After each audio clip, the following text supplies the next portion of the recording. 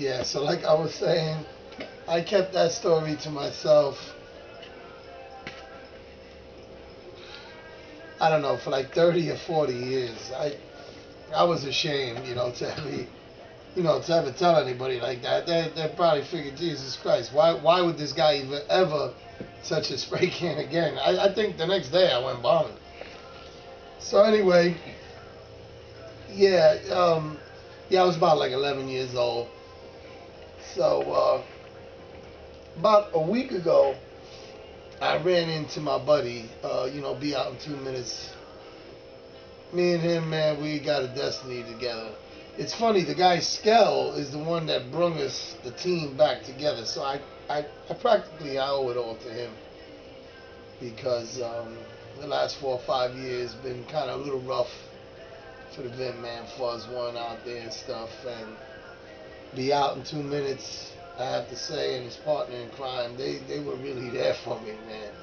Especially in the death, like my mom and all kind of other shit. The dudes, they've kept me grounded, man. They've really kept me going where other cocksuckers and shit that fucking backstab me, talk shit behind my back, try to put me in the ground. They got me doing all kind of foul shit that I've never even had nothing to do with.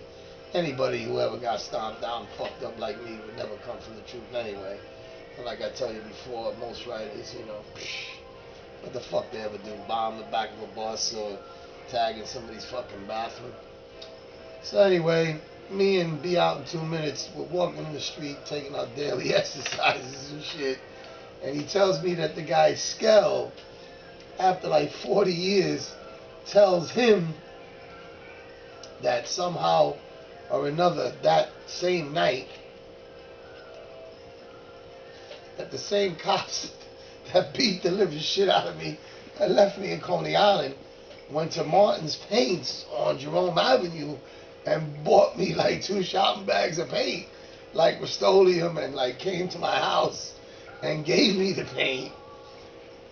And somehow or another, I just had been sitting there in the middle of Mashilla Parkway, and they came to me, and I took my man B out in 2 minutes to the 4-yard to get him like arrested, So that was, to me, it was kind of like a joke, because the dude that told him that has never ever done, a good deed in his life, and has always been a fucking jealous cocksucker anyway. But it kind of like broke my heart, because be out in 2 minutes, if I was going to do anything for the dude, if I would have had $1 million, I would have gave him half. That's the kind of bond we had together. And the funniest thing of all is that the same guy, Skell, which I called Scum One in a New Zealand interview, told Be Out in 2 minutes that after I was apprehended, after the cops beat the shit out of me, kicked me in the balls, punched me in the fucking eye, gave me a Cascade green eye, sprayed me in the fucking head with a fire hydrant red, and busted my arm, got me in a cop car, and I was driving around with them, cruising, doing like the Johnny Bensonhurst slouch and shit, looking for my man Be Out in 2 minutes, down at the rail, which is like across the street from my house. Now you got Big John out there, you got Ray Temper, you got, Jackie Cox, you got JJ. Don't you fucking think if the dudes from like Marty Donut Shop or something seen There Goes FUZZ ONE or Popeye or Lord or Romeo or Prince or whoever the fuck you want to call me, spotted me, would say to themselves, oh shit, there's Popeye, he got like arrested. And then I'm driving in the car and I'm looking for Be Out in 2 minutes and I'm like, oh, there he goes. So it's almost comical. But it doesn't really bother me, the fame that I've had through the last 42 years of graffiti, because it has done so much for me, and it has brung some of my old rebel partners, back together with me. We've hung out, we've went to Holmesdale for like Chinese food, some of my darkest days on Thanksgiving and Christmas holidays and shit. But the funniest thing of all is that Scum told Be Out in 2 minutes that I informed on him like 4 times. How many fucking times could you rat out the same dude? I mean, it's almost fucking comical, you know? And I'm thinking to myself, you know, for graffiti, it's almost unbelievable. Now, me and Be Out in 2 Minutes, we got a destiny together. I got assaulted by Lumberjack and Farino. I got busted by Roten and Wassman. I got busted by Hickey and Ski, handcuffed to my fucking motorcycle. They dragged us to the fucking Meshuggah Parkway train station. Yeah, first there was Artie Schwartz, then there was Lumberjack and Farino, then there was Roten and Wassman, then there was like Jack and O'Leary, then there was Rhoda. I mean, you had so many fucking cops out there at that time. And me and my man, you know, like in other words, the graph game is fucked up because of all the jealous haters that never really got out there and felt their balls. They were never in a train yard at 3, 4 in the morning with 100 cans bombing, you know, like holding it down, going to layups, going to tunnels, you know, going to train yards. Me, as like an all-city king with 65 fucking different names, I got up more in one day than these motherfuckers did in their whole career. As far as rocking up, spray paint, to be a king and a god of the graph game, everybody wants to be a king. And I've said in interviews and magazines and in my books and videos and all kind of stuff, there is no king of graph. We all gave our part into the graph game, whether a guy wrote for 2 days or 1 week or 2 years or 40 years. We're all inseparable. We're all equal. If all the graffiti writers that talk shit behind each other's back and smoke crack and drink all day and scream obscenities at the neighbors would get together, New York City would still have graffiti on its trains. Now, all these European countries, the UK and everything, they're in charge of the stuff that we started.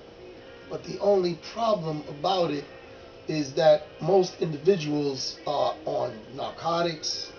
They've been crackheads for 20, 30 years. They've sold their souls to the devil. They've racked up salt and pepper shakers. They've stole napkins from fucking Burger King. I mean, how the fuck could you go to jail for fucking robbing napkins, yo? I mean, that's some fucking hardcore shit. You have to be a fucking crackhead to do some shit like that. Now, for me, yes, of course, I've been to every yard, every tunnel, every layup. There's not a place in the subterranean transportation that there's not a FUZZ ONE tag, there's not a Lord tag, there's not a Romeo tag, there's not a Prince tag, there's not an Ivory 2 tag, there's not a Slurp, there's not a Solid, there's not a Tip, there's not a Love Machine, there's not a Gentleman Caller, there's not a Casanova Fuzzola, there's not a CK7, there's a CF7, there's not a DA, I mean, there's not a DJ2. When I went out to bomb, I had a great fucking time. Bottle of Wild Irish Rose in my back pocket, little bag of trees, chilling, going out there. I had a great time in graffiti. But, you know, for 2013, I've turned over a new leaf. I do not get involved with skells anymore. Anybody that has anything to do with drugs, or who's fucking drunk all the time, tripping all over themselves, taking their pipe out, pissing on the side of fucking buildings in the street. I've had it with that shit. So when I see a skell, I see some scumbag rat cocksucker, should get his fucking head chopped off and hit in the head with a shovel, I just fucking leave. And I say to myself, you know what? It's time for FUZZ ONE to get back on his game, rock his new book, and get shit cracking. I got a phone call right now. I can't believe it. I don't know who the fuck this could be, but I don't even want to answer it now because I'm so busy. But I want to tell all my fans in Europe, keep buying my artwork. I'll keep sending you love, my books, everything. This is FUZZ ONE, and to anybody who loves me, I'm having this gangster cigar, mafia style, under your flag. Anybody who's hating me, you can suck my ass because I don't give a fuck, because you wasn't doing nothing then, you ain't doing nothing now. and you still talking the same fucking shit. So it's still time. Today's the 20th of January. Turn over a new leaf, wash your ass, get some fucking paint, and go to the fucking yards and prove to me that you're a real writer. Get a new game. Get involved in something else. Don't talk shit about graph because you don't know nothing about it. You're not a top 10 guy. You're not a top 5 or a top 100. If you didn't do a whole card with FUZZ ONE, that means you're not a writer. I bombed with the most high-powered gods that there can be. In my new book, The Gods of Graffiti, is 100 illustrations of the most high-powered writers on the planet. I got all my boys in there. I got Jester, I got Checker, I got Turk, I got Mark 98, I got Kiss 17, I got Cliff 159. I got every god in the planet. And today was a rough day, man, because I was driving my truck down the road, the shit going on fire.